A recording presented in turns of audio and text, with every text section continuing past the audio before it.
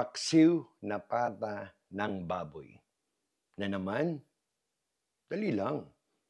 Alam ko, masarap yung paksiw na pata ng baboy. Pero ngayon, bibigyan pa natin ng konting twist. Gagawin nating hamonado ang ating paksiw na pata ng baboy. Pero bago ang lahat, gusto kong ipakita sa inyo ang star ng ating show. Ang pata ng baboy. Napakaganda. Napansin nyo ba? Sila'y magkakadikit pa. Alam nyo, sa Bay Area, pag pupunta kayo sa Oriental Market, ganyan nila i-present. Magkakadikit pa, pero madali na siyang putulin pag gusto ninyo. Kasi, balat na lang nagduduktong sa kanila. Ngayon, hindi ko siya puputulin. Ayokong putulin. Bakit? Kasi nga, gagawin nating hamonado ang ating paksiw. Magandang i-present pag eto, buo pa. So ngayon, bago ang lahat, ilubog muna natin. Ayan, napansin nyo nailubog ko na. Bakit? Kasi pakukulang ko ng mga 20 to 30 minutes, mawala yung mga scums, blood, yung amoy. Itatapon natin yung pinagpakuluan, huhugasan natin yung ating pata. Babalik ako, pakikita ko sa inyo, doon ang mangyayari ang matinding lutuan. Pero pag ako nagpapakulo, ito muna, laurel. Ayan. Konting asin lang. Lagyan natin ng konting asin. Ganyan lang. By the way, itong aking mahiwagang green tumbler, after 10 years, nasukat ko na rin. Ito pala ay 3 cups. So, nilagyan ko siya ng 2 ganito. That is about almost 6 cups. Dagdagan ko para lumuwag pa ng konti. Dagdagan natin another 1 cup. So, ayan na. So, basta pakukulaan natin ito. Siguro mga 20-30 minutes I'm thinking. Then, babalikan ko kayo. Pakikita ko sa inyo kung ano na itsura niya. Okay? 30 minutes. Pero ang actual time na pinukuloan ko ang aking pata, mga 20-25 lang. Tinapon ko yung tubig, hinugasan ko. Dami, mga dugo-dugo, scams, saka yung amoy. Kaya eto na siya ngayon. Pakikita ko sa inyo. Ayan na, ang ating pata. Napansin nyo, buo pa rin. Talagang sadyang ayokong putol-putulin yan. Kasi nga, ipalalambutin natin ng ganyan at ipepresent natin. Yung luto ng pata, ganyan din para makita. So yan pinakita ko sa inyo after 30 minutes. So ngayon, ang gagawin natin, ito na yung tunay. Magigisa na tayo, lalagyan natin lahat ng dapat ilagay. Doon magsiswimming yung ating crispy pata, then paalambutan na yan. Mainit na. Siguro ito mga 3 tablespoon na mantika nilagyan ko. Pag-isa lang. 2 ulo ng bawang ang ilalagay ko. Ibabrown natin ng konti, then susundan ko ng bay leaves. Kilala niyo naman ako. Mahilig ako sa bay leaves. Eto na.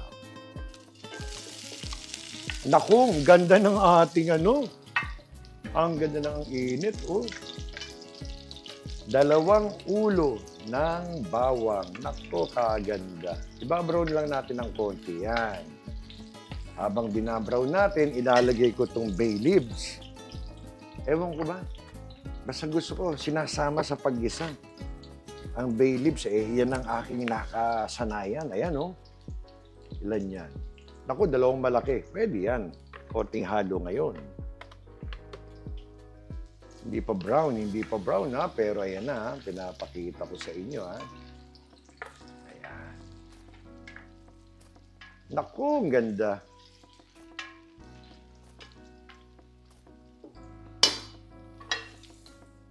Again, kilala niyo ako, lalagyan natin ito ng buong pepper, whole pepper. Ayan, Kinigis ako, alam niyo, hilig ko sa ganyan eto ngayon. Nilagyan ko pa ng ground black pepper. By now, alam niyo na ang mga estilo ko. Konting halo, ayan na.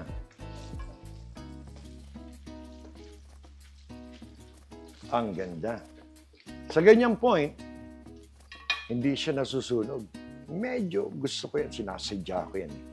So, lalagyan ko ngayon ng toyo. Siguro, ang toyo natin mga half cup muna. Madali naman magdagdag.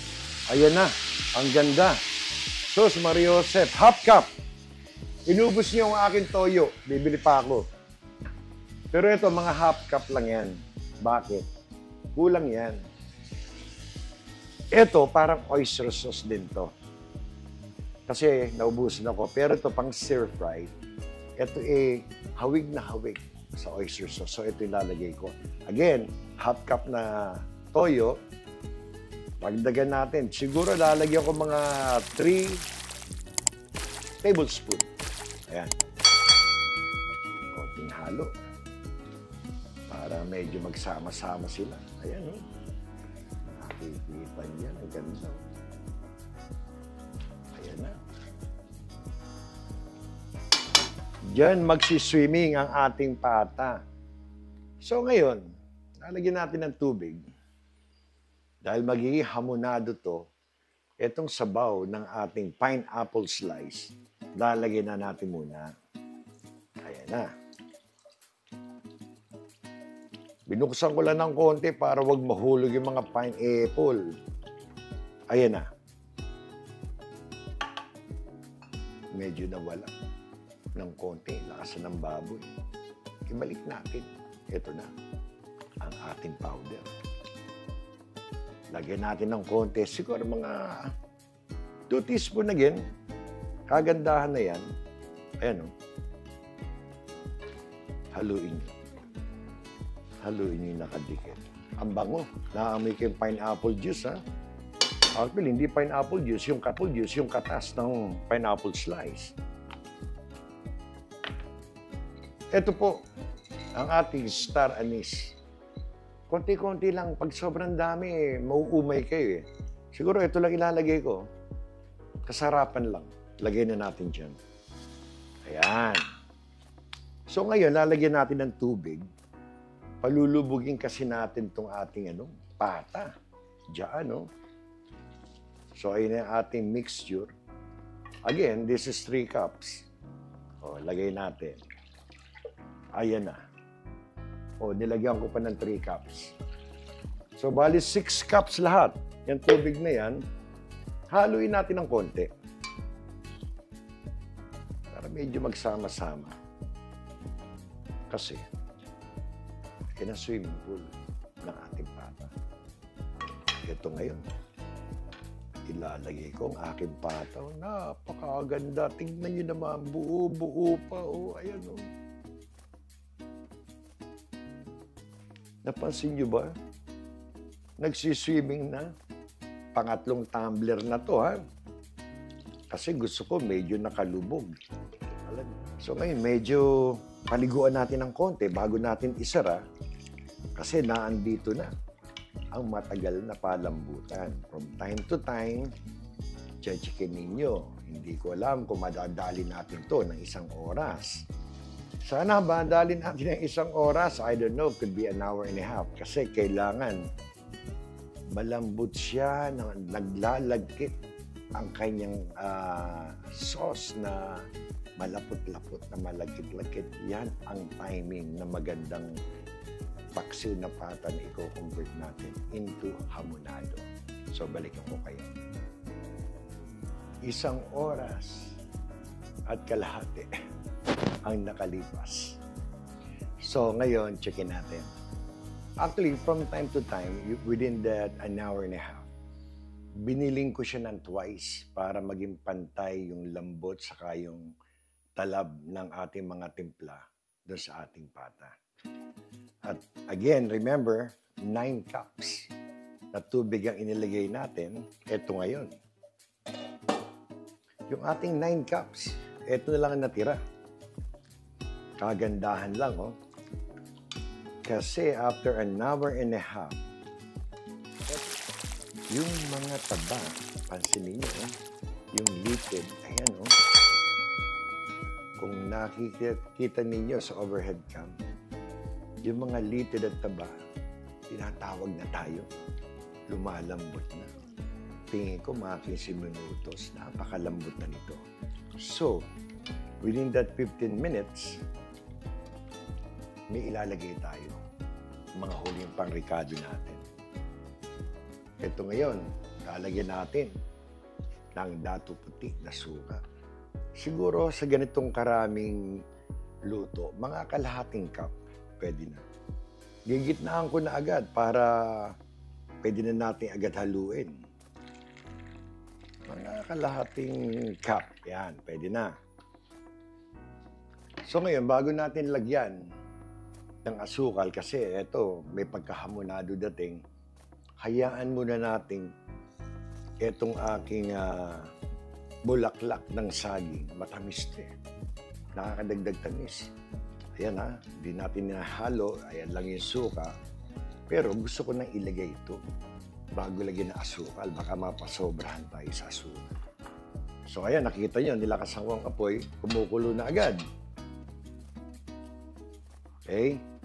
Medyo hahaluin ko na. Ganong kabilis at nilakasan ko. Para yung suka natin, wag namang very acidic. Ito ngayon,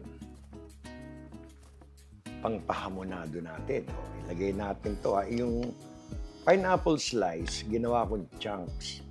Hindi ako bumili ng chunks kasi kailangan ko ng buo para sa ibabaw ng ating pata na hamonado para mamaya magandang tignan. Nakakagana talaga. Hindi lang sa masarap. Gaganahan ang paningin ninyo. Ito na. Napansin nyo ba lumalapot na yung ating natirang konting sarsa na yan. Yan na lang. Lalapot pa yan. Yung iba, gusto talaga ng malapot, nilalagyan nila ng cornstarch. Pero sa akin, okay to. Kagandahan para sa akin kasi lalapot pa ng konti ito eh. Ang nanay ko nga, yun ang indikasyon eh, na malambot na talaga yung mga litid pag lumalapot na yung sabaw. Yung pinakasarsa. So ayan, nakita nyo. Nandiyan na ang ating pineapple. Saka ako ngayon titimplahan ng asukal. Wala pa tayong ilalagay. So ngayon, pagdating sa hamonado, masarap yan, matamis. Di ba? At least ako, gusto ko matamis yung aking hamonado na paksiw na pata. So, nasa inyo na to. Ako, dadalihin ko agad to ng kung mga 4-5 na teaspoon, di naman to kalaki yan. Pupuruhan ko na agad to, mga 4, 2. Ayan. Alam ko kasi may suka, saka alam ko mga 5 teaspoon agad dyan. Inaanan natin ng konting apoy at baka masunog naman yung ating. Ito, medyo paliguan nyo lang ng konti dahil may suka, pineapple, asukal, ayan na. Pati yung natin, banana blossoms, ayan na. Mambong, pwede ho pala yan pag yung special na okasyon. Kasi, pata, tapos hamonado.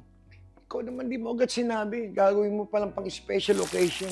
Paano ba to? Parang Christmas ba ang dating sa'yo, Wala namang problema eh. Sana sinabi mo agad. Lagyan natin ng cherries. Ito yung mga nasa bote na nasa syrup. Pwede nyo hindi lagyan ngayon. Pwede nyo rin lagyan pag yung mga special na okasyon. Lagyan ko to. Para feeling ko talagang special na okasyon. Ayan na magtitira ako ng konti para pang-plating natin. Yan, ganda Yan, nilagyan ko ng cherries. Ito yung mga nabibili lang naman to in syrup. Lalasa rin yung cherries natin. Kung gusto nyo, yung syrup niya, medyo lagyan nyo ng konti ito para medyo malito yung mga kakain ba? Kakaiba yung nakain ko kinabong. Hamonado. May pineapple. May nakita pa akong cherries. Pang-special yan Ganyan lang So yung ating paksiw na pata, naging hamonado dahil may tinimplahan sa pineapple, may chunks, nilagyan pa ng cherries. Patay. Panalo. Pang-espesyal. Tapos ipe-plating natin na maganda mamaya. Patay tayo. Gumagalaw. Gumagalaw ang mga litid, saka, mahina, takpan natin. Another 50 minutes. Balikan ko kayo. Halos 2 oras na pagluluto. Sulit ba? Sulit. Panalo. 15 minutos ulit.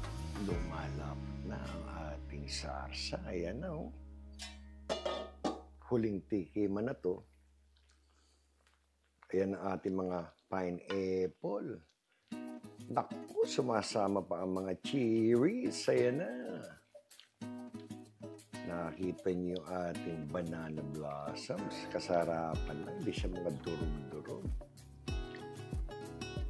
Tignan natin ngayon, Malambot na. Ayan, Gumagalaw. Tinatawag na. Ay, malambot na.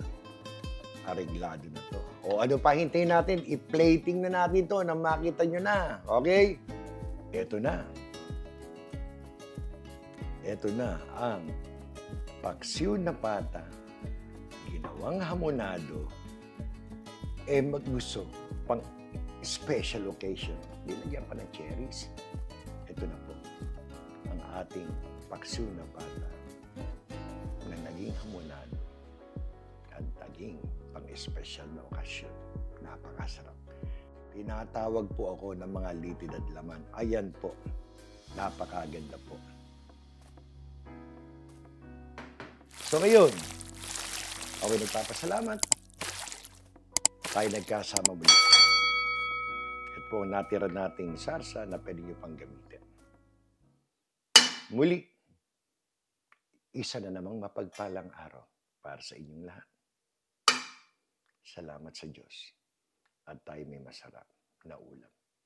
Hanggang sa muli po natin pagkikita, kayo po'y mag-iingat.